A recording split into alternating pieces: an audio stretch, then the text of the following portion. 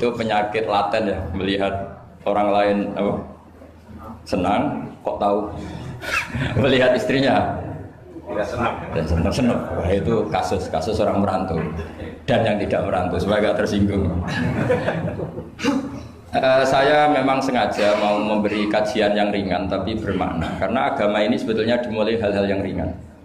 Nggak ada ceritanya filosofi agama itu berat karena jubilatil ukul ala qabulil haqqi. Semua ulama berpendapat akal itu dipaksa untuk menerima kebenaran.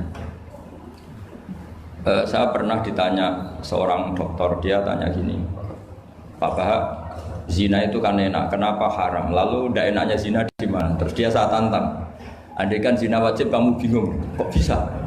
Kalau setelahnya terus tak suruh lagi kamu bisa, ya udah bisa. Akhirnya dia mikir ya, kalau wajib malah bingung, harus mengumpulkan uang untuk murder.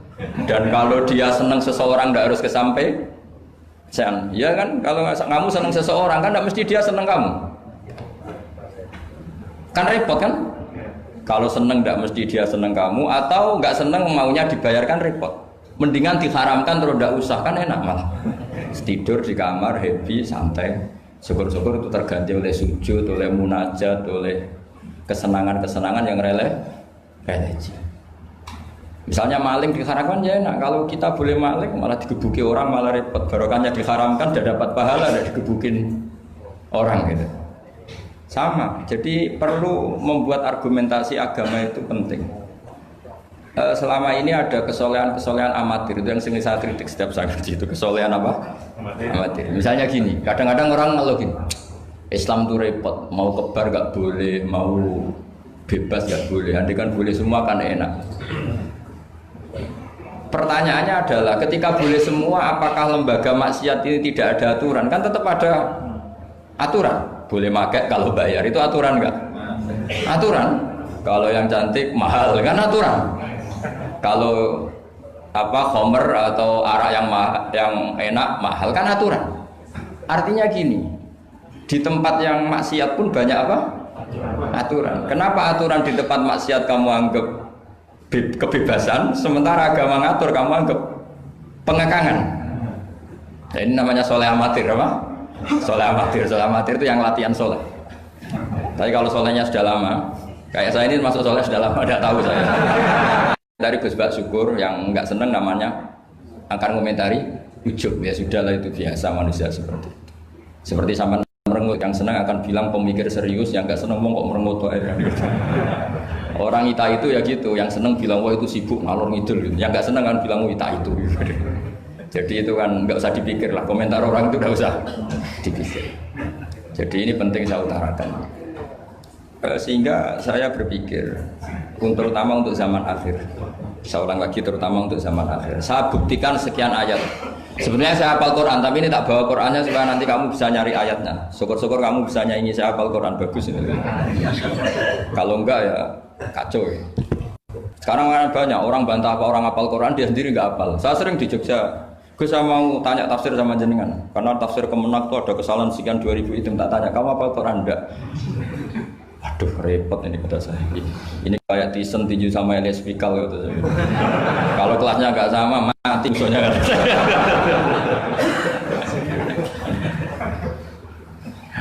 Karena bukan karena ini keangkuhan, tapi proporsional apa?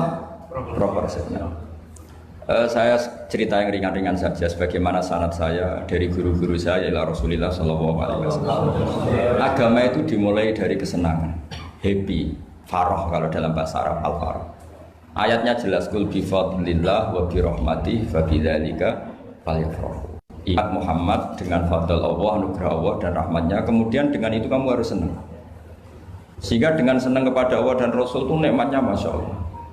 Andai kan senang itu bisa ditakar, orang yang sedang tahajud menangisi dosanya plus menangisi nasibnya kalau di perantauan itu. Itu senangnya sama orang yang sedang dugem itu mesti kalah, mesti senang yang sedang tahajud. Karena orang-orang maksiat itu sebenarnya orang-orang susah. Kalau tidak susah gimana? Setelah itu semua ditanya senangnya di mana? Tidak tahu dia mabuk. Sementara senang kamu ingat betul tadi malam saya nangisi dosa-dosa saya, nangisi nasib saya, kemudian tenang karena kembali ke Allah, kembali ke Rasul. Itu luar biasa senangnya. Tapi masalahnya sekarang ibadah itu kayak ancaman. Kalau ada pondok mewajibkan tahajud, itu santrinya itu sudah mendelik dulu. Kalau di masjid-masjid gini itu kira-kira diwajibkan tahajud, orang juga protes. Ini aliran sesat, sunat kok diwajibkan.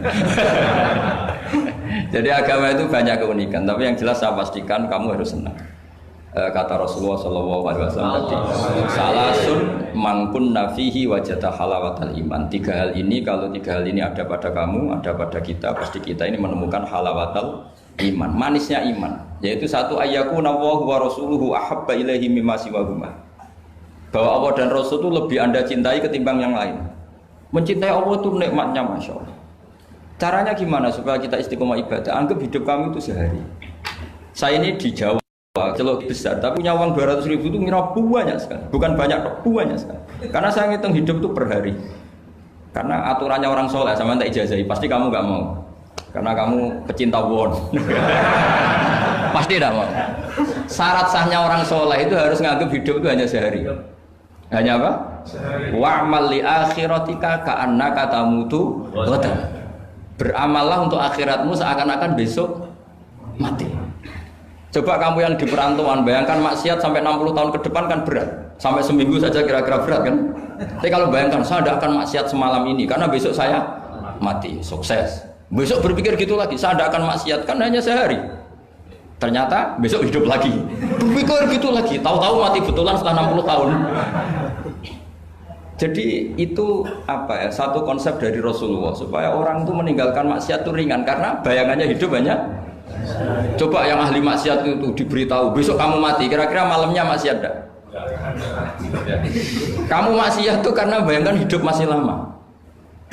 Makanya kata Quran, wahai orang-orang yang beriman, alam ya'ni lil ladzina amanu an takhsha qulubuhum li dzikrillah wa ma nazala minal haq. Orang-orang iman itu sudah saatnya khusyuk. Kamu jangan seperti orang-orang dulu. Orang-orang dulu fatola alaihimul amatu faqasat qulubuhum. Orang itu menjadi wangkot, menjadi keras hatinya karena merasa hidupnya itu panjang. Ini penting, ini konsep-konsep yang ada di hadis sahih. Jadi tidak perlu kamu soal ini sahih apa enggak, tak pastikan sahih.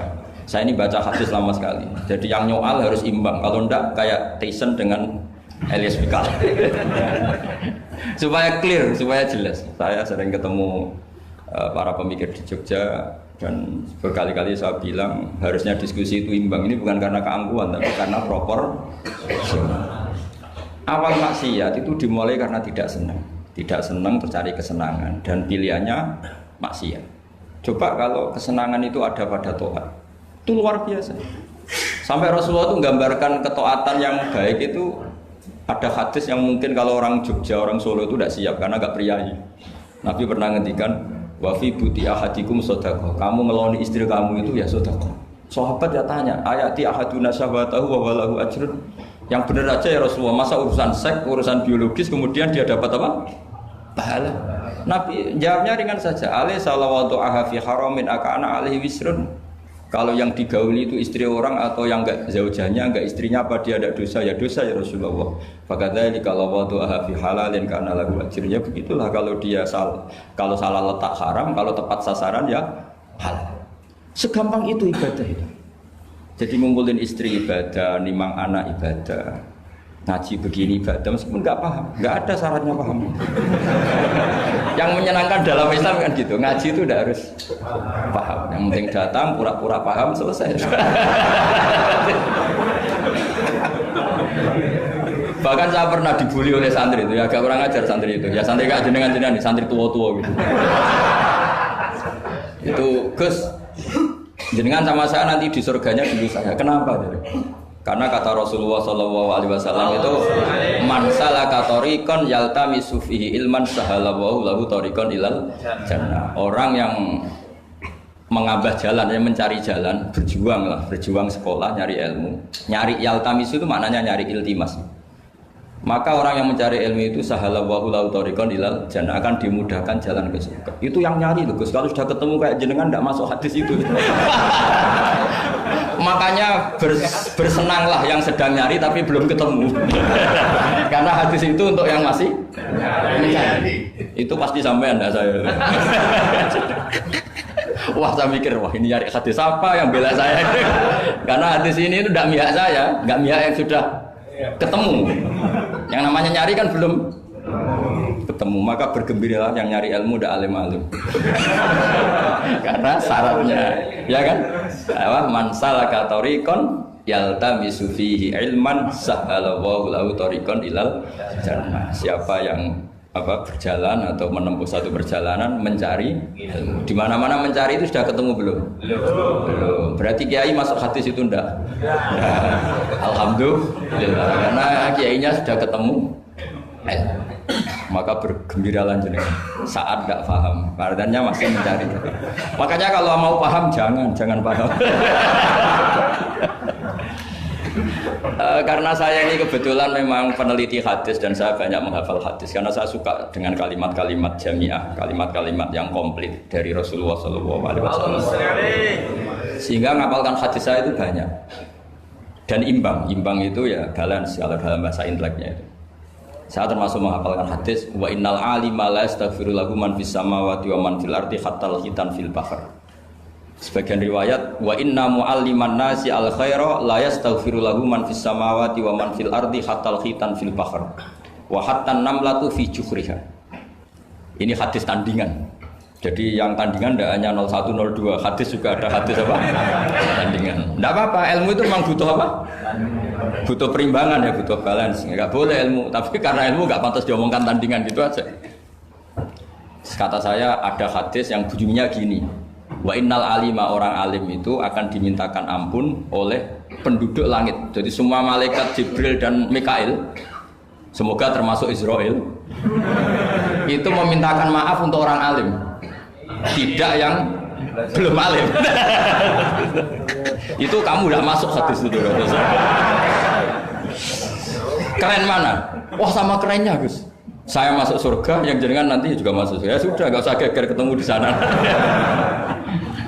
Jadi ini penting. Nah sekarang problem Islam sekarang adalah yang garis keras pakai hadis-hadis garis keras untuk mengadili yang garis lunak pakai hadis-hadis yang garis lunak untuk mengadili hadis kelompok-kelompok garis keras itu tidak fair. Nggak fairnya adalah Islam itu kafah itu artinya konsepnya itu komplit, tidak boleh separuh. Saya punya sedikit ini yang agak serius, tapi tidak usah masukkan hati. Nanti kalian protes nggak bagus Israel itu. Begini, Abu Bakar As-Siddiq itu terkenal layinal janib, mutawadi layinal janib, sahlal akhlak, namanya layinal janib. Orang yang sopan sekali, santun sekali, santun, sopan, terus simpatik, sangat simpatik. Namanya Abu Bakar apa? As-Siddiq. Tapi ketika beliau sudah iman, beliau iman itu kalau nggak salah ya kira-kira Saniyah Snen atau ya Salisa Robiah atau berapa lah. Karena kalau dalam sejarah awaluman amanah itu sebetulnya Khadijah. Awaluman amanah mutlakon itu sebetulnya Khadijah.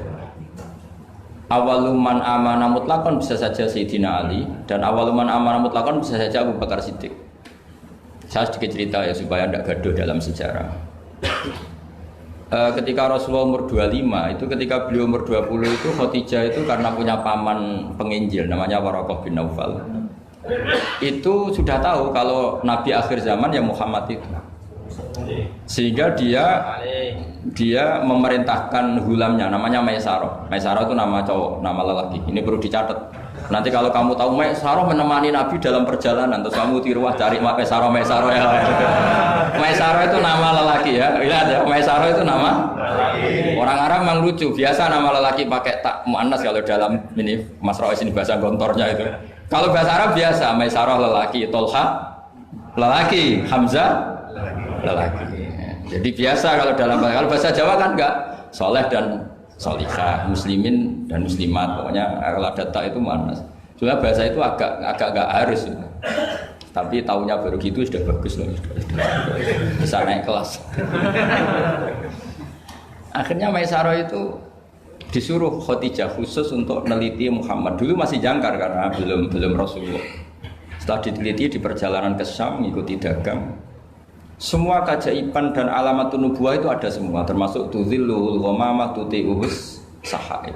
Setiap perjalanan yang terik itu matahari pas apa? Ghamamah itu apa? mendung mengayomi Nabi. Saya termasuk orang yang ditakdir pernah di pohon tua yang dulu jadi alamat nubuwah. Di Jericho itu ada pohon tertua di dunia. Pas saat di situ malah ada film dokumenter Kristen pas itu. Karena pohon itu semua Nabi pernah duduk di situ, termasuk Nabi Isa dan Nabi Muhammad SAW. Dan itu para pendeta tahu reaksi pohon. Jadi kalau duduk, kalau sampean yang duduk pohonnya agak reaksi biasa aja. Tapi kalau Nabi yang duduk itu akan direaksi. Misalnya Nabi duduk di barat, kemudian matahari teriknya dari barat, pohon itu akan pindah ke barat supaya geser. Sehingga Rohibu Khairo itu tahu ini calon Nabi sesuai definisi atau kriteria yang ada. Singkat cerita, setelah Maisarah lapor sekian alamat Nabi itu diceritakan Khadijah, terus Nabi ketika umur 25 dia memantapkan diri untuk nikah sama orang yang bernama Muhammad. Tapi Khadijah itu mulai agak kecewa. Kok enggak jadi Nabi? Biasa-biasa saja, tetap dagang saja. Nabi tetap dagang. Hanya tentu tetap punya sifat amanat, kredibilitas dijaga, semuanya terjaga. Tapi enggak ada alamat Nabi yang ekstrim lah yang sehingga Khadijah mulai mamang ini kapan jadi Nabi ini kok gini-gini aja ya. Nah, pas umur 40 itu Nabi ngalami yatahannas itu yata'abbad al-layali yadawatil adat. Kalau dalam Sahih Muslim disebutkan fakana yatahannasu fil ghar wa huwa at-ta'abbud al-layali yadawatil adat. Yang dikatakan tahannus adalah menyembah Allah di gua, menyepi, kemudian beberapa hari. Terus di hadis itu juga diterangkan wa yatazawwadu lidzalik. Perlu dicatat dulu tirakannya Nabi itu ya bawa bekal. Bukan terus kelaparan 3 hari nanti fata morgana yang dilihat. Jadi ini perlu dicatat. Kadang banyak orang tirakat gak makan 40 hari, gak makan 3 hari itu malah bahaya. Karena yang dikatakan nur atau apa ternyata fata morgana karena lama gak makan. Jadi perlu dicatat di hadis itu jelas ada kalimat wa yatazawwadu lidzalik. Ya Nabi ya normal bawa apa? Bekal. Jadi tidak lapar-lapar amal. Tapi tidak satu nampan kayak makan di atas tadi ndak ya. Kalau itu makannya orang kelaparan itu. Ya tapi bagus lah, saking hormatnya sama kiai makannya banyak. Apa ngetes kiainya? Kalau banyak ada kiai ini. Tidak tahu. Motifnya apa tidak tahu. Motifnya tidak tahu. Tapi husnudzon wajib. Panitia tenang saja. Kiai itu wajib husnudzon. Harus baca ini ya Muhammad. Nabi begitu fatwa. Sehingga ini penting sekali karena jarang orang mengungkapkan ini. Kenapa jarang mengungkapkan? Kemungkinan satu tidak tahu. Dua, karena kadang kiai itu ya manusia, Ustadz juga manusia. Kadang-kadang dengan tanda kutip itu ya pecundang. Dia ngomong yang dicintai pasar, itu yang saya sesalkan betul. Tidak ngomong yang dibutuhkan dalam khazanah Islam. Itu saya kecewa betul. Dan semoga mereka itu tobat. Enggak boleh seperti itu. Coba kita ini Islam mulai kecil, punya kiai mulai kecil. Kadang-kadang tidak pinter-pinter. Karena ayatnya itu terus sama. Kubu sebelah misalnya dalil ayat ini, yang ini terus gitu aja. Kalau orang sunat diceritain Nabi Ibrahim sunat 80 tahun itu pakai palu, pakai apa itu kodum itu kapak langganan ya. Kalau ada orang mati ya mesti kullu nafsin dha'iqatul maut. Kalau ada orang nikah mesti faman rohiba an sunnati fakhu itu saja. Jadi umat ilmunya tidak tambah, ya sudah siapa saja yang nikah ya itu aja, yang mati ya itu aja kullu nafsin. Karena ya pasarnya seperti itu. Buat sekali-kali ada orang mati itu bilang, ayo pesta. Karena orang dolim ini sudah mati. Ngurangi beban bumi. Ngurangi beban apa? Syukurilah kematian orang fasik ini. Itu nggak disangoni sampai itu. Sudah ada disangoni, dibenci keluarganya, ya enggak? Ya daripada gitu yang umum saja kullu nafsin dha'iqatul maut. Kematian adalah mau'idhah, kafa bil mauti wa'idun. Cukup mati sebagai nasihat, ya ikut pasaran saja. Karena itu yang menghasilkan pasar. Tapi resikonya itu ilmu itu tidak tambah apa? Tambah. Ini kritikan saya, semoga ini membantu ya supaya ustadz-ustadz itu kalau ngaji itu mikir yang dibutuhkan umat, jangan permintaan pasar, itu udah bagus. Saya datang ke sini juga bukan karena undangan. Saya yang bilang saya tanpa diundang pun datang ke Korea karena saya ingin sujud di bumi ateis supaya nanti keren. Keren betul, sampean tuh keren betul, sujud di bumi. Wah itu pol kerennya tuh, hebat. Kalau sujud di Mekah, Medina, di Indonesia itu kan wajar. Ini sujud di bumi. Jadi kalau kamu ditanya, saksinya siapa kalau kamu sholat di Gonjong?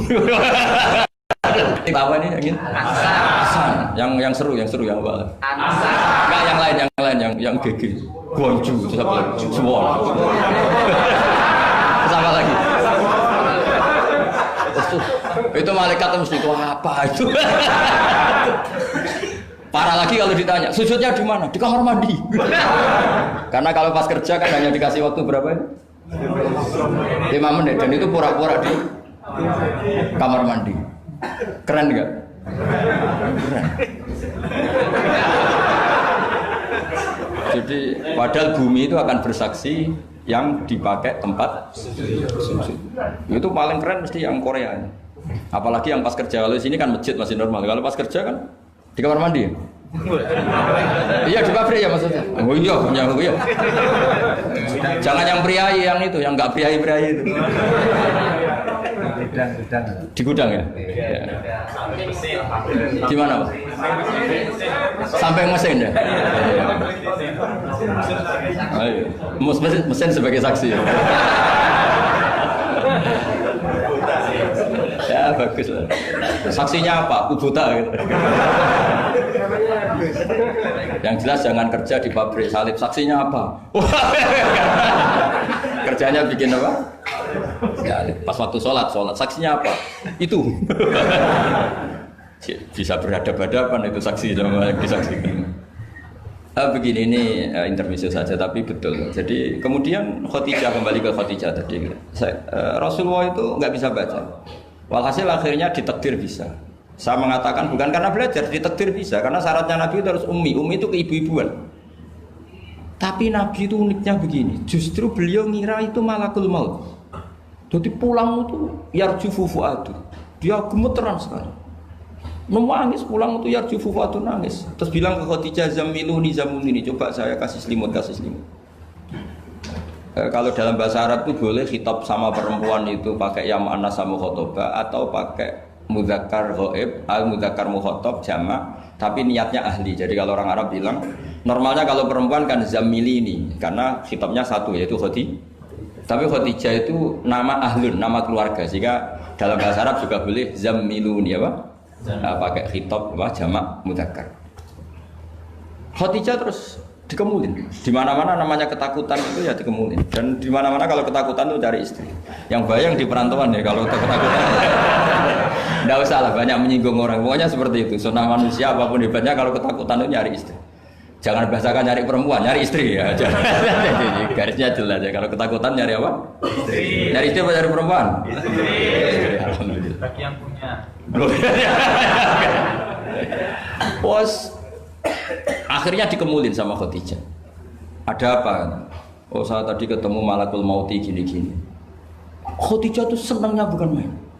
Ini yang saya tunggu. Hampir saja saya putus asa. Takut kamu nggak jadi nabi. Ya? Terus tanya Khadijah, lalu sifatnya orang tadi kayak apa? Oh gini. Oh ya besok ikut saya. Didatangkan ke Waraqah bin Naufal. Dalam Bukhari disebutkan wa kana imro'an tanassara fil jahiliyah wa yaktubu minal injil masyaallah ayaktub. Waraqah bin Naufal itu penginjil. Dia menerjemah Injil dari bahasa Ibrani menjadi bahasa apa? Ketika Rasulullah ditanya, ma ra'aita itu, madza tara? Apa yang kamu lihat? Terus Nabi cerita itu. Terus kata Waraqah bin Naufal, hadan namus alladzi ja'a bihi Musa. Bahasa lainnya malak itu namus dan namus alladzi ja'a bihi Musa. Uniknya itu tahun awal nubuwah, ya tahun awal apa? Nubuwah. Itu uniknya Waraqah itu bilang begini. Ini Waraqah bin Naufal bilang gini. Doakan saya ini masih hidup. Khina akhrajaka qaum, ketika kaum kamu ngusir kamu. Kagetnya bukan main Rasulullah, karena Rasulullah itu figur yang menarik, yang simpatik.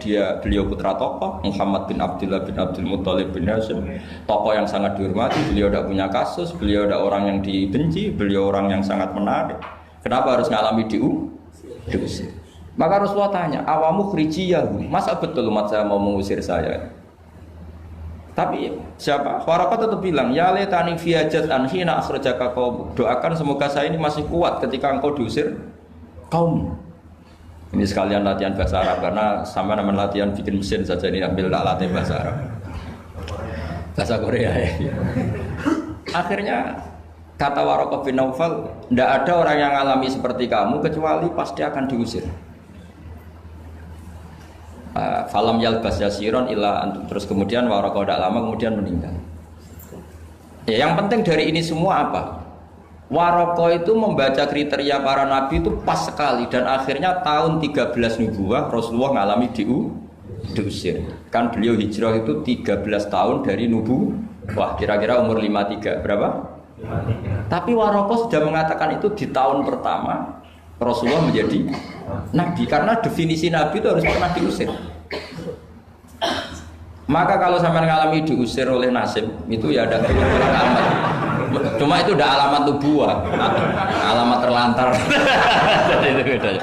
Karena yang nabi sudah ditutup, nggak ada peluang lagi. Jadi, nah, Khadijah itu masih nggak terima, padahal beliau sudah mendapat sekian alamat. Tadi tudzilluhul ghamamah tuti'u sahab, ada sekian alamat. Tesnya sudah lulus semua. Rasulullah tadi Maisarah menyaksikan apa, dinaungi oleh apa, mendung tadi, macam-macam. Khadijah itu masih dengan tanda kutip masih agak-agak beli, masih cari definisi yang ini agak absurd lah. Kata Khadijah gini, ya Muhammad, ya Rasulullah, kalau kamu kedatangan teman kamu itu, kalau bilang sohibuka, nanti cerita ke saya. Ya kata Nabi. Nabi itu lugu, nggak ngerti kalau itu dites. Ya katanya. Suatu saat Jibril datang ke Rasulullah. Ini malak, ini Jibril, ini teman saya datang. Ya Nabi kadang istilahkan Jibril itu temannya. Ini teman saya datang. Oh ya. Terus Khadijah dekat Rasulullah, pas Rasulullah agak-agak di pangku manja. Fakasyafat an auratiha, sebagian auratnya Khadijah itu dibuka. Sama enggak usah bayangkan kelihatan apanya itu. Makanya tadi agak-agak absurd. Ya kira-kira pupunya saja lah yang lebih mudah. Tidak lebih dari itu, jangan macam-macam. Wah, akhirnya terus ditanya, Khadijah tanya, temanmu masih? Enggak, lari. Hanya Khadijah ditutup lagi. Khadijah nggak tahu ada Jibril, nggak tahu. Ditutup lagi. Sekarang temanmu di mana? Oh, sekarang datang lagi. Oh, Nabi diambungi semua. Ini yang saya tunggu-tunggu, Kang. Itu malaikat betul, bukan setan. Karena kalau setan tahu aurat kamu tahu kan. Artinya apa? Dalailun nubuwah itu dikaji sedemikian rupa oleh Khadijah karena beliau ponakan dari penginjil, yaitu Waraqah bin. Tentu zaman itu Injil masih orisinil, bukan kayak yang sekarang Lukas Matius. Tentu jadi Injil di sini bukan konotasi yang muharraf, yang apa? Enggak orisinil ya, tentu yang masih apa? Orisinil. Jadi semuanya mengarah ke pembenaran terhadap kenabian Rasulullah Muhammad SAW. Jadi Khadijah tambah mantu. Jadi Nabi dites saja tidak tahu, ya lugu saja. Temanmu masih lari. Terus setelah ditutup lagi, temanmu ada. Oh iya ya, sekarang ada lagi. Wah ya Nabi betul. Absyir ya Muhammad, kamu harus senang, itu malaikat betul. Kalau setan tidak seperti itu. Oh, kalau ada aurat senangnya bukan main.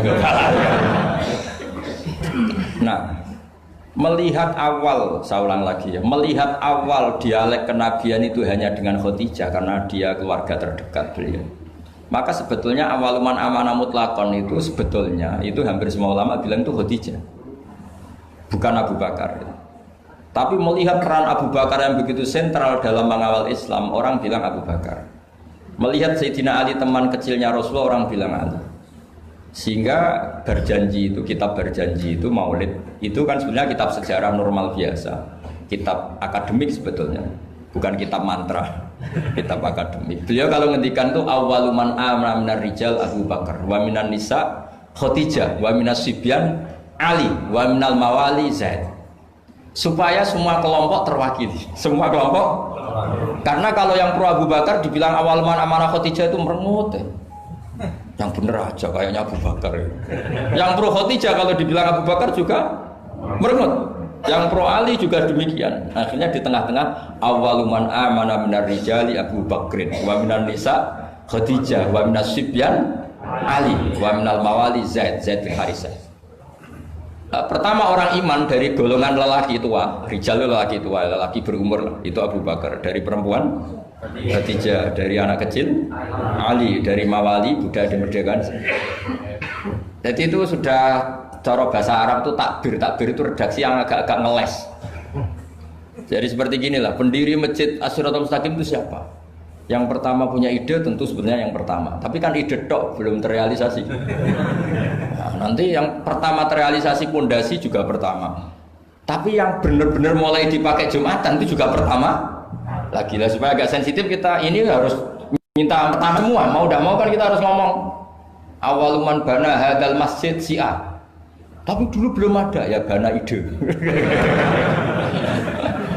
Wa awaluman misalnya pembalataan batu pertama waktu al-hijarah awalan ini. Wa awaluman sing jadi imam ya ummu hadal masjid fil jum'ah ini. Lah yang sampean wa awaluman ngerameni mlebu masjid. Sudah enggak apa-apa, cuma penting awaluman apa? Masuk kategori awal. Nah ini penting saya terangkan. Kembali ke Abu Bakar. Abu Bakar itu layyinal janib, orang yang sopan. Dan itu bagus, tentu sopan itu bagus. Layyinal janib bagus. Tapi masalahnya Rasulullah itu dikepung preman-preman yang ganas. Yaitu Abu Lahab, Abu Jahal, Walid bin Mughirah, Wa'il bin As, semuanya preman yang ganas. Bukan sekedar kafir tapi ganas terhadap umat Islam. Mereka penyiksa-penyiksa ulung, termasuk akhirnya ada yang mati syahid, awalu syahidin fil Islam, yaitu Ammar bin Yasir. Tapi yang bapaknya bukan Ammarnya, siapa? Yasirnya sama istrinya namanya Sumayyah. Makanya saya tadi ngaji di Masjid Ammar bin Yasir itu ngaji yang paling tidak guyon, karena masjid itu didesain untuk mengenang Ammar bin Yasir. Sumayyah disiksa sampai mati, ya Yasir juga gitu. Sampai Rasulullah ngendikan sobron ala Yasir inna mu'idakum al jannah, sudah kamu sabar, kamu pasti nanti masuk surga. Bilal disiksa, tapi Bilal akhirnya aman karena menangi, diselamatkan Abu Bakar, bahkan menangi futuhat ya. Beliau menangi apa? Fatwa apa? Saya pernah ziarah ke makam Bilal. Akhirnya apa Rasulullah? Ini kalau gini terus anak Islam orang-orang sopan tok repot.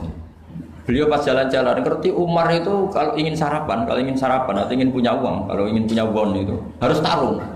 Dan dia petarung yang ulung. Jadi kalau tarung itu menang, ya uangnya banyak. Barokahnya kalau tarung apa? Menangan dari gulat. Akhirnya Nabi mikir, wah kalau yang Islam gini ini cocok. Karena kalau yang sopan-sopan tok ini kayaknya repot. Walhasil Nabi spontan donga, Allahumma a'izzal Islam bi Umar. Ya Allah, muliakan Islam ini dengan Umar. Enggak tahu apa bisa diganti a'izzal Islam bi Banser, enggak tahu saya. Karena kalau Banser sopan ya aneh, Banser kok sopan enggak jadi aneh. Atau pemuda Muhammadiyah kok sopan kan ya jadi aneh. Masa pengawal kok sopan? Monggo nak badhe santai. Monggo. Ya enggak pantas-pantas. Oh, steril kan. Pas pamret sopan, wah Pak Jokowi tidak jadi pidato karena yang salaman apa? Banyak, yang minta buku banyak. Singkat cerita, betul. Karena Nabi yang berdoa itu di sebagian tarikh menyebut doanya Senin, Kamis sudah masuk Islam, hanya Senin, Selasa, Rabu, Kamis.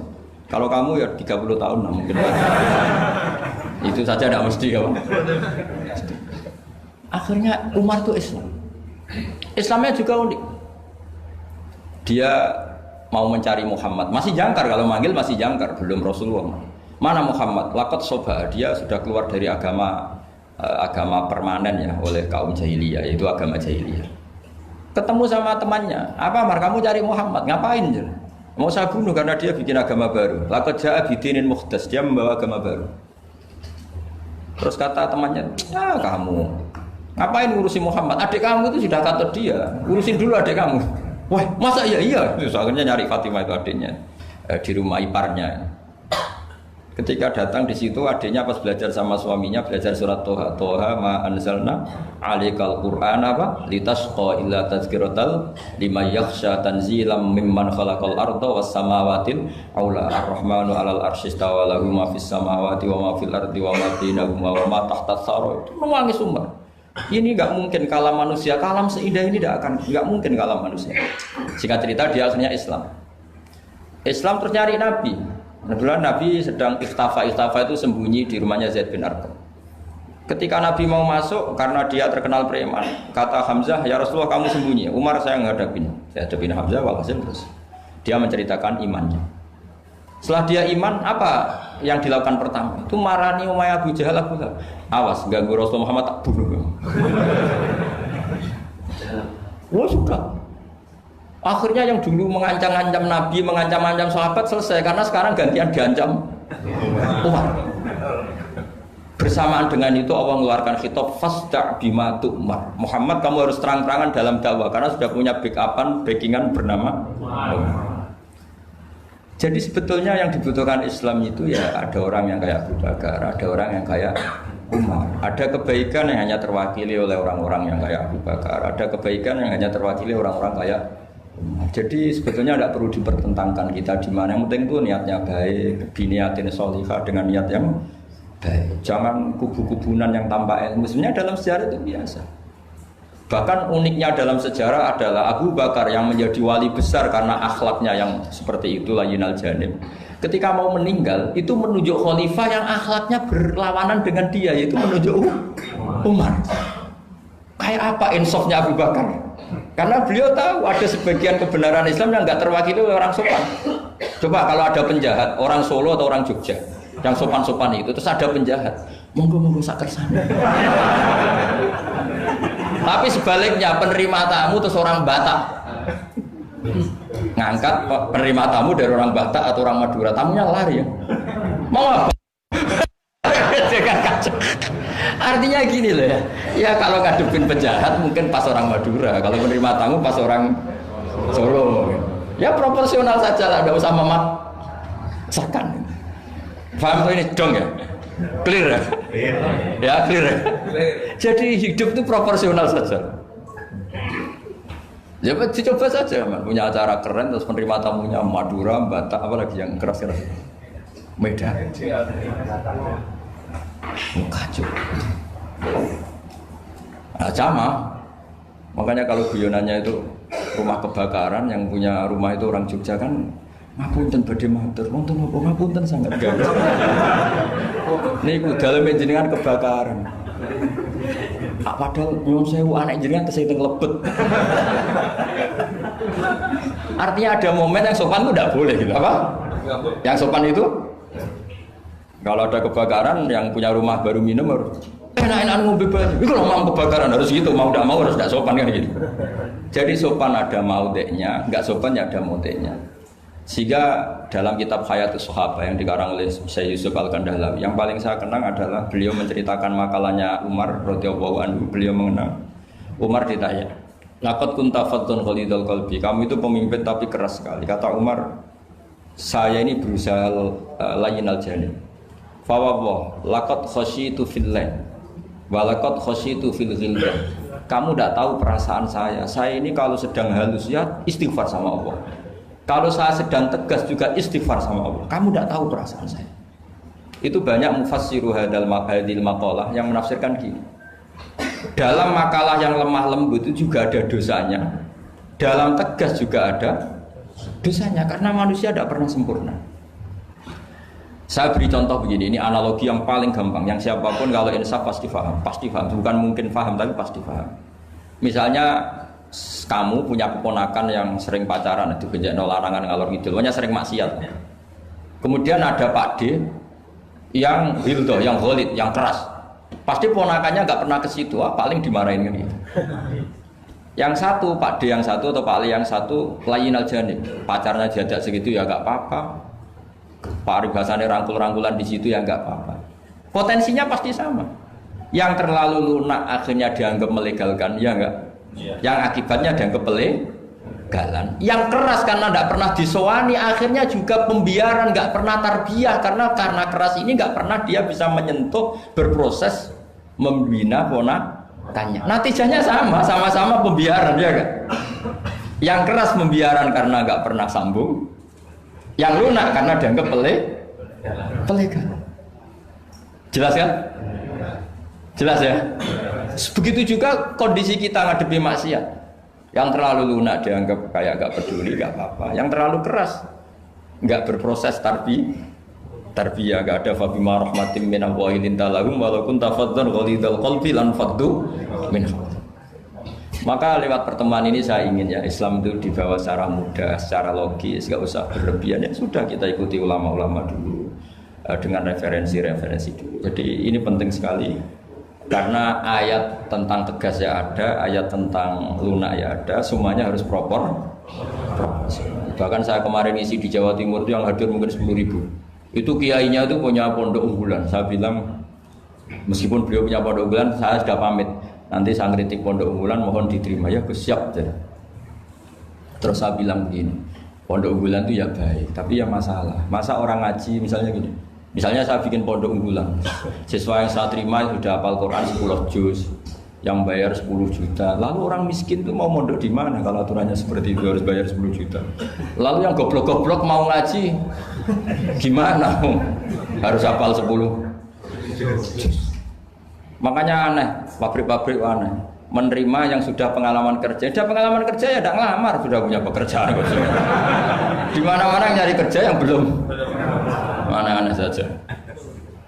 Nah, saya kemarin ngaji di UI juga bilang gitu, kampus-kampus itu baik karena bikin standar ini SAG, ini MA, ini doktor bagus. Tapi andaikan semuanya belajar Islam lewat kampus, masa ingin belajar Islam harus kuliah dulu? Lalu Mbah kalau belajar Islam gimana? Ini barokahnya kiai-kiai yang nggak punya gelar di musola, kadang santrinya datang, kadang nggak jelas lah pokoknya. Tapi bagus, siapa saja bisa belajar kapan? Coba kalau pendidikan Islam hanya ada di kampus, mau belajar saja harus kuliah dulu.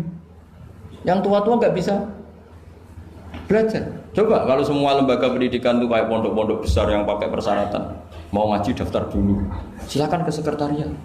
Sudah diselesaikan administrasinya. Maka bergembira kiai musola yang tidak bersertifikasi itu karena konsultan Islam sing on time setiap saat. Ya itu barokah. Apalagi santri-santri yang goblok itu barokahnya luar biasa. Betul. Saya itu punya sekian santri yang dulu teman saya, kelihatannya goblok, tapi manfaatnya luar biasa. Cuma dia kagum sama saya karena saya korban jadi konsultannya dia. Dia tuh di pedalaman Kalimantan, di tengah hutan. Ya kalau dulu mungkin oleh pemerintah disebut illegal logging, tapi dulu. Ya dia nggak nyuri, karena perasaannya orang sana ya milik wilayah, dia ikut orang sana. Terus singkat cerita, orangnya hanya kadang 20. Terus tanya, dulu nggak ada HP, Gus saya ini hanya 20 orang di tengah hutan, Jumatan enggak? Maka saya bilang menurut fikih Syafi'i tidak wajib karena hanya 20 dan 40. Tapi kalau ini duhur ya nggak apa-apa kata saya. Enggak, Gus kalau diajak duhur nggak mau, Jumat kok duhuran gitu. Masyarakatnya ya lucu. Oh ya nggak apa-apa Jumatan, tak carikan madhab kata saya. Saya kan kebetulan ya mengkaji al-madhabul arba'. Singkat cerita begini, natijanya apa? Kadang kita yang pinter, yang LC, yang doktor, itu dakwah kemudian nyun sewu dengan tanda kutip mendapat honor.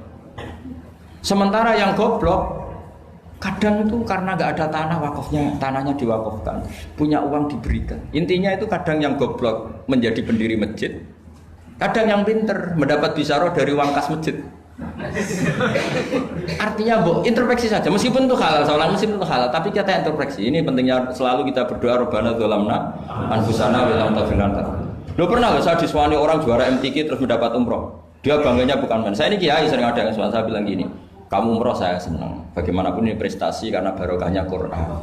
Tapi kamu juga harus hormat sama kiai musola. Itu mulang Quran puluhan tahun tidak pernah dapat hadiah.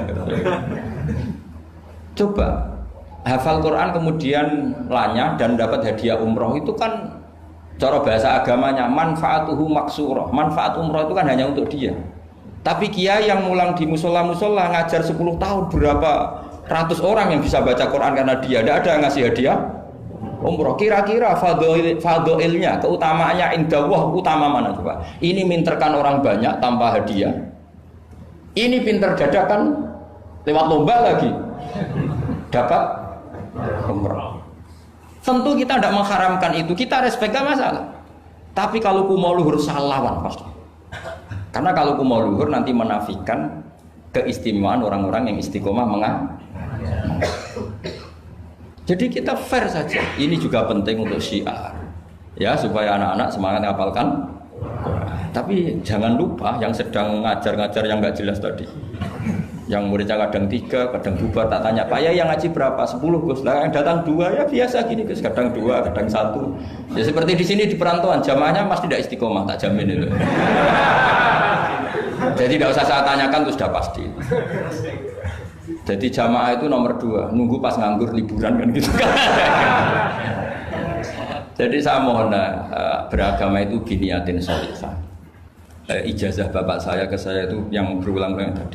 Sementing aku itu duwe qalbin salim. Makanya kata Allah, zaman itu ilaman atau waha bi qalbin salim. Yang selamat di hari mahsyar itu hanya satu orang yang sowan Allah bi qalbin salim, dengan hati yang selamat. Hati yang selamat itu melihat kubu lain ya dengan insaf.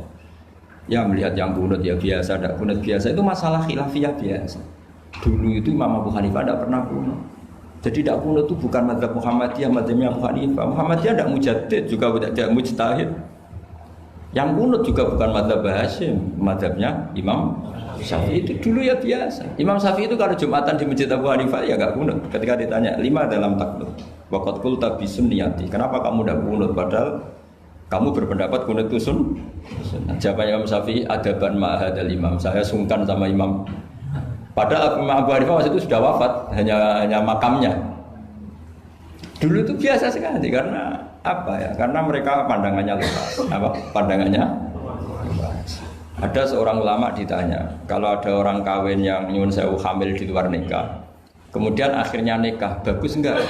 Saya ulang lagi, enggak usah aku tertawa, awas kalau tertawa.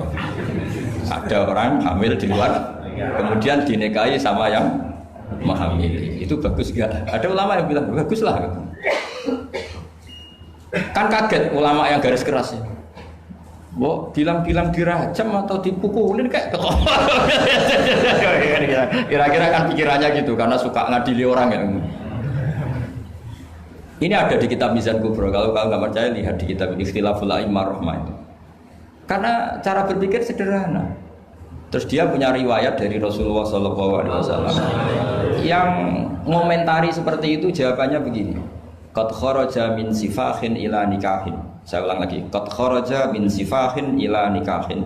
Berarti dua orang itu telah keluar dari tradisi kumpul kebo menjadi tradisi nikah. Misalnya malam ini dia masih kumpul kebo, terus paginya nikah, malamnya lagi kan sudah sah. Artinya apa? Dia keluar dari tradisi sifat, sekarang ke tradisi nikah.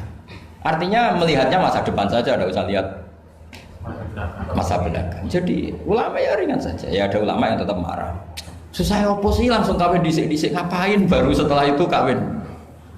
Ya bagus supaya jadi apa ya, supaya jadi pelajaran. Ya monggo saja yang tetap keras supaya apa tanfir, kalau dalam bahasa Arab tanfir, tasna atau takbih, apa memperburukan yang memang tapi yang ini juga bagus, yang sudah kadung ya sudah, sekarang dia mau tobat ya dikomentari saja qad kharaja min sifahin ila. Ini penting saya utarakan, jadi nanti mungkin saya ada 1-2 pertanyaan, 2 saja, saya capek ini karena yang belas pertanyaan jangan keluar. Saya ulang lagi, pertanyaan jangan keluar.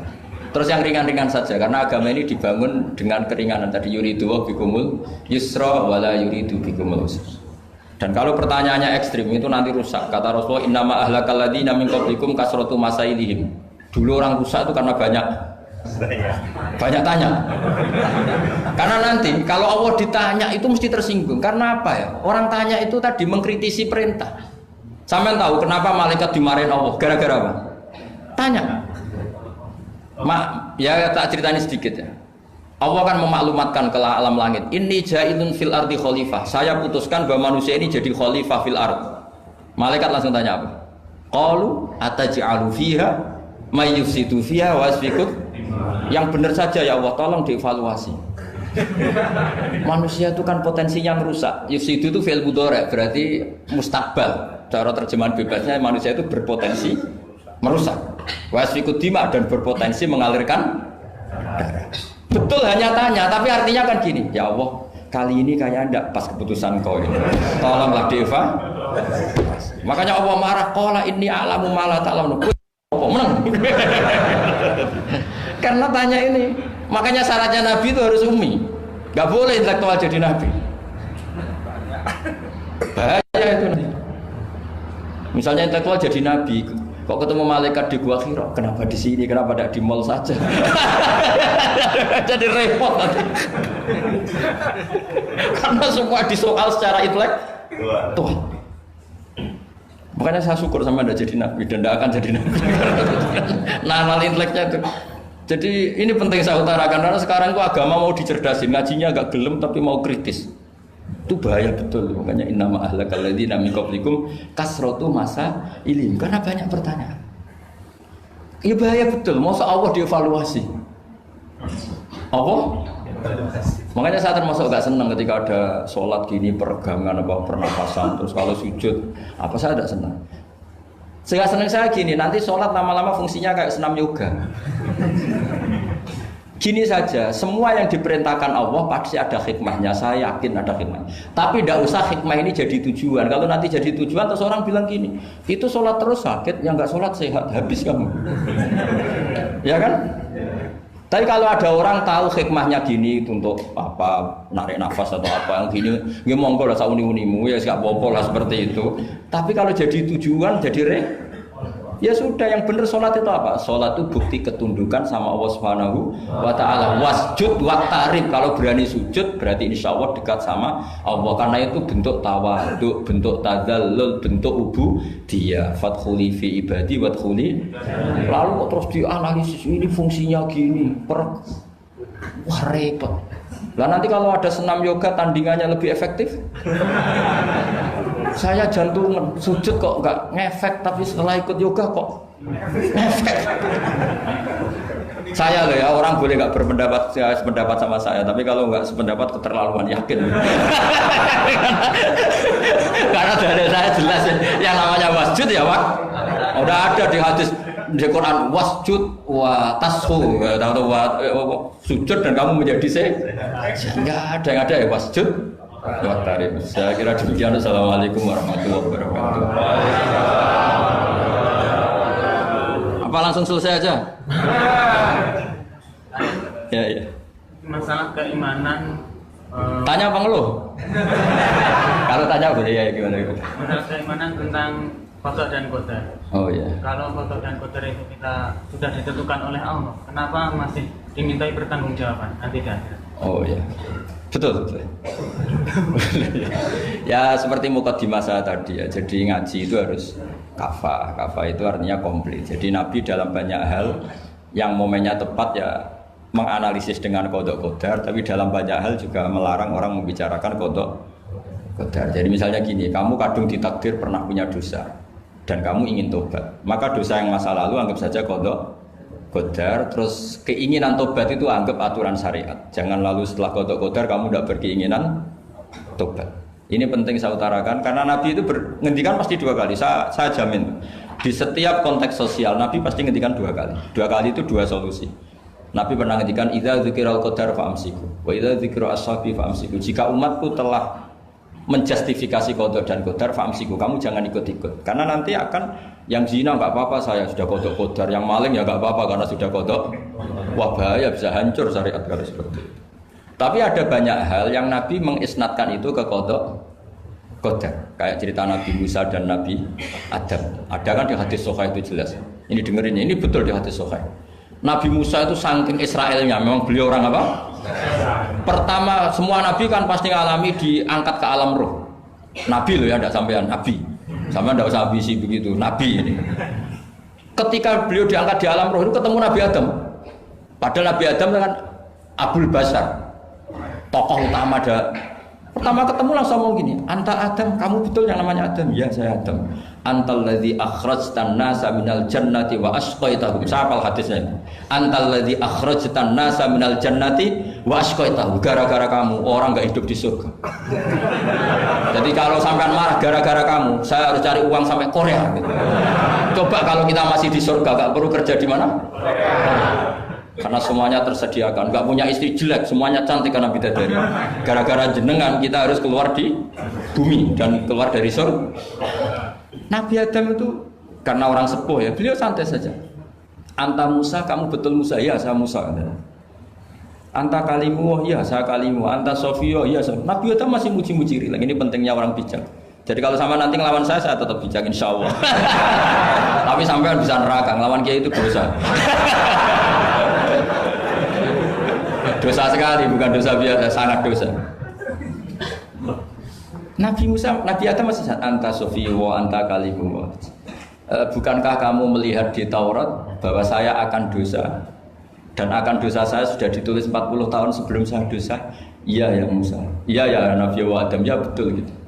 Berarti kamu mengkritik saya, atalumunani fi amrin qad qadahu. Kamu mengkritik saya, menyalahkan saya dengan sesuatu yang sudah digodok-godar oleh Allah sebelum saya lakukan.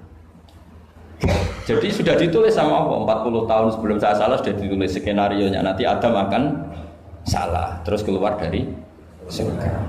Memang dari awal Allah skenario-nya seperti itu. Itu ibarat istri kamu sudah tahu ini kalau miskin setia, kalau sudah kaya nanti pola, itu sudah tahu. Tapi anehnya istri kamu ketika nyata pola kok tidak siap. Padahal sebetulnya sudah tahu gitu ya kan. Makanya saya kalau ngaji di mana-mana bilang kelirunya orang Indonesia itu satu. Kalau ilmunya terbukti itu tersiksa, itu kelirunya orang ini. Semua cowok tahu enggak? Semua lelaki tahu enggak? Kalau enggak pernah nafakoi diomelin, tahu enggak? Tahu. Tapi ketika itu nyata enggak siap. Harusnya ketika nyata diomelin, alhamdulillah ilmu saya benar, terus. Tapi istri kamu juga gitu. Biasanya wong lanang duwe akeh pola. Terus dengar sampean mulai cinta orang lain, harusnya kan alhamdulillah ilmu saya benar kan. Artinya gini, manusia saja bisa memprediksi. Kan nggak mungkin kita nyifati Allah nggak tahu Nabi Adam salah sebelum nyata-nyata salah. Tentu itu tidak mungkin. Nah, maknanya kodok kodar kira-kira gitu. Allah itu tahu apa yang akan terjadi. Tapi tetap saja ini nggak boleh dipakai justifikasi untuk maksiat. Makanya jelas aturan Quran, saya mohon kamu nggak boleh salah. Ini nanti saya baca. Saya hafal tapi ini biar tamu ayatnya. Itu ayatnya kan ma asoba musibatin fil ardi wala fi anfusikum illa fi kitabim min qabli an nabraha inna dzalika 'ala Allahi yasir likai la ta'saw 'ala ma fatakum wala tafrahu bima atakum. Jadi apa yang mengenai kamu di bumi maupun ada pada diri kamu, anggap saja itu, yakini saja sebagai kodok qadar, supaya kamu tidak putus asa apa yang sudah terlewatkan dan tidak bangga dengan apa yang kamu sudah. Misalnya saya ini kan termasuk kiai keren misalnya, itu saya tidak pernah bangga karena memang ditulis kalau suatu saat Gus Bahat itu keren. Jadi bangganya di mana? Kan sesuai skenario.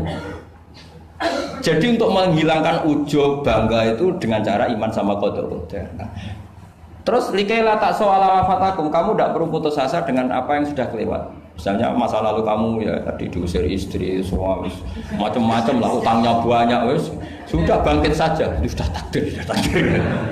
Jadi mungkin ada yang mencarikan, coba ini dicarikan, mungkin di surat Hadid atau apa yang nanti dicari ayatnya. Pokoknya ayatnya tadi apa? Ma asoba min musibatin fil ardi wala fi anfusikum apa illa fi kitabim min qabli an nabraha inna dzalika 'ala Allahi yasir likaila taksau 'ala ma fatakum wala tafrahu bima atakum. Jadi kodok qadar ditulis supaya kamu tidak putus asa menyesali apa yang sudah kelewat dan bangga kumoluhur terhadap apa yang kamu dapat. Jadi misalnya Pak Jokowi jadi presiden, untuk menghilangkan ujub ya, memang sudah ditulis kalau akan jadi, ya biasa saja sesuai skenario. Ya sama seperti sampean suatu saat tua, terus untukmu coplok, terus dredeg-dredeg, kepleset tiba. Soalnya harus senang saja. Zaman kamu muda juga sudah tahu kalau nanti akan seperti itu. Jadi kalau itu terjadi, ya sudah, memang akan seperti itu. Jadi ringan saja. Ini pentingnya ngaji. Jadi sesuatu itu mudah sekali kalau dianalisis dengan dengan ya cukup ya. Satu lagi aja jangan. Kalau nggak salah itu surat Hadid. Biar ditahukan suratnya.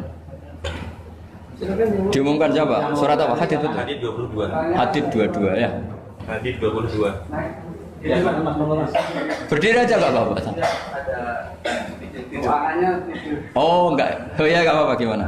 Assalamualaikum warahmatullahi wabarakatuh. Waalaikumsalam warahmatullahi wabarakatuh. Saya sebuah kehormatan bisa ketemu sama Kiai pada malam ini. Ya. Sebenarnya saya baru kenal Kiai itu 3 minggu yang lalu lewat YouTube. Ya. Ada yang kirim di FB saya, walaupun dengan komentar yang agak mirip lah. Iya. Kalau nggak salah waktu itu Pak Kiai membahas masalah perang Handar. Iya. yang mengatakan bahwa Nabi itu waktu itu santai saja, tidak tahu apa-apa, tapi ada Salman yang menyampaikan ini, terus komentarnya netizen anak-anak. Tapi pertanyaan saya itu bukan itu, Pak. Iya, gimana? Pertanyaan saya itu, saya tertarik kenapa cara pasang sokoknya itu ada rambut di. Iya.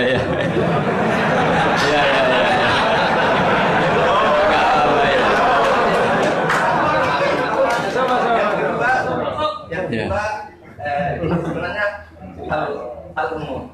Saya bukan ahli Al-Quran, tapi ada ayat yang mengatakan bahwa sampaikanlah dari aku, meskipun satu ayat itu walaupun itu cuma satu ayat dari aku, balighu anni walau ayat.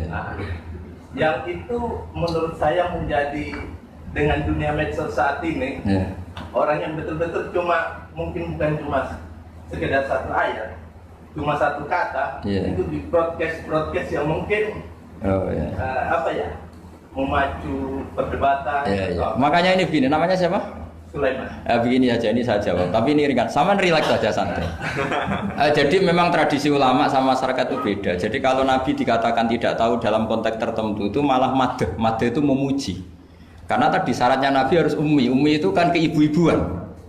Jadi kalau Nabi tahu itu nanti seakan-akan dia itu dikawal oleh ilmunya, padahal Nabi itu dikawal oleh nubuah. Ini bedanya Nabi sama ndak. Jadi Nabi di Quran itu biasa ada kata makun tatadri mal kitabu walal iman. Terjemahnya kan kamu tidak tahu.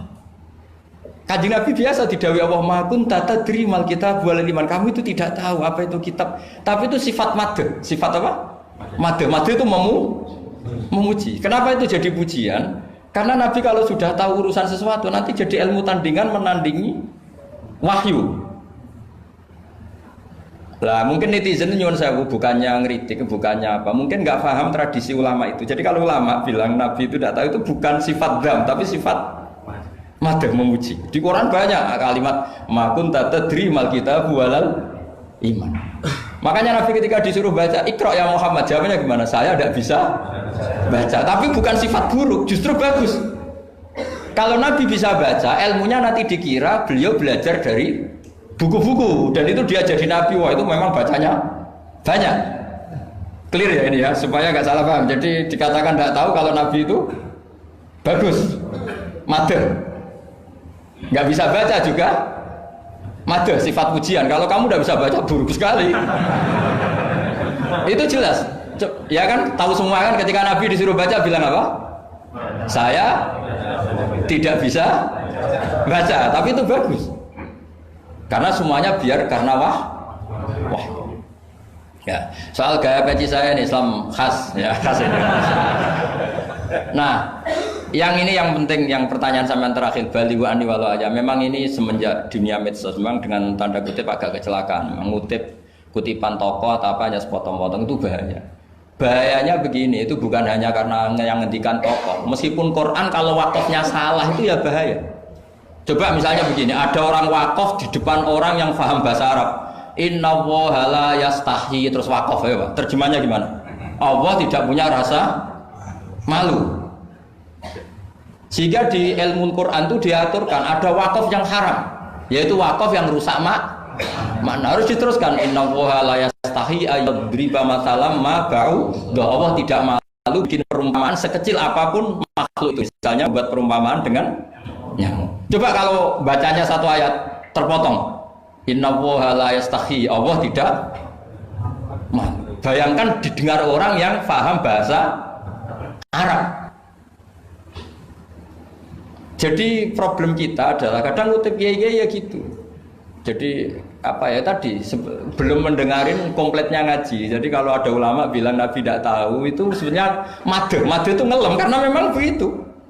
Makanya Allah bilang apa? Ma kunta tadri mal kitabu walal iman. Muhammad kamu tidak tahu apa yang maknanya kitab, maknanya iman. Tapi nggak tahu ini untuk Nabi kelebihan karena kalau Nabi tahu dulu berarti ilmunya sebagian diserap dari Taurat dan Injil, dari yang macam-macam. Makanya dulu orang kafir kalau ngeritik Nabi kan walaqad na'lamu annahum yaquluna innama yu'allimuhu basar. Muhammad pinter macam pernah belajar. Terus Allah menjawab, Muhammad itu nggak pernah belajar, bahkan baca saja tidak. Jadi kalau Nabi dikatakan nggak bisa baca, nggak tahu itu madr. Saya ulang lagi, untuk Nabi itu madr. Sehingga semua yang dilakukan Nabi in huwa illa wahyu yuha, semua hanya berdasar wahyu. Ini bedanya Nabi dengan selain Nabi. Makanya Nabi itu nggak pernah baca, nggak boleh memang. Karena tadi pasti ini jadi ilmu tandingan. Itu bahaya kalau untuk Nabi, supaya semuanya orisinil dari Allah. Nabi itu sama Allah dikosongkan, semuanya kosong. Terus semuanya dari ilmu yang diwahyukan oleh Allah Subhanahu wa taala, jelasnya. Jadi baliwani walau ayat itu saya mohon, maksudnya itu ayat itu bukan ayat satu Quran potongan, enggak. Ayat yang muhkamah, yang utuh. Tapi kalau satu potongan ya enggak boleh. Tadi misalnya dipotong apa, innallaha la yastahi, kan kayak.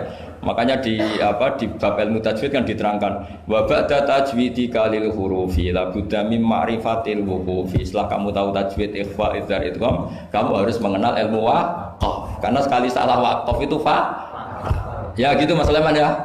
Assalamualaikum warahmatullahi wabarakatuh. Ini MC-nya.